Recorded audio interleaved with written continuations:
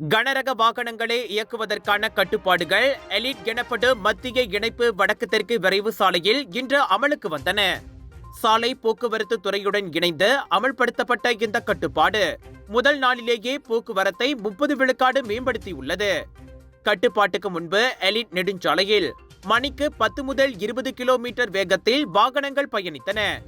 இப்போது அவை 40 முதல் 50 கிலோமீட்டர் வரை செல்ல முடியும் என புக்கிட் அமான் போக்குவரத்து அமலாக்க மற்றும் புலனாய்வுத்துறையின் மத்திய பி மண்டலத்திற்கான நெடுஞ்சாலை அதிகாரி அமீர் சேயா கூறினார்.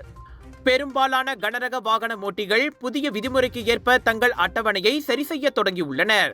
பயணங்களை தொடங்குவதற்கு முன்பு நிர்ணயிக்கப்பட்ட ஓய்வு இடங்களில் அவர்கள் நிறுத்துவதையும் காண முடிந்ததாக சேயா கூறினார்.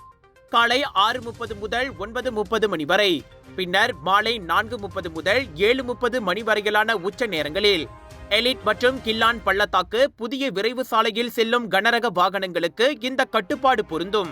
இந்த கட்டுப்பாடு சாலை பயனர்களை சிரமப்படுத்துவதற்காக அல்ல, மாறாக அனைத்து நெடுஞ்சாலை பயனர்களின் வசதியை மேம்படுத்துவதற்காகவே என்றார் அவர்.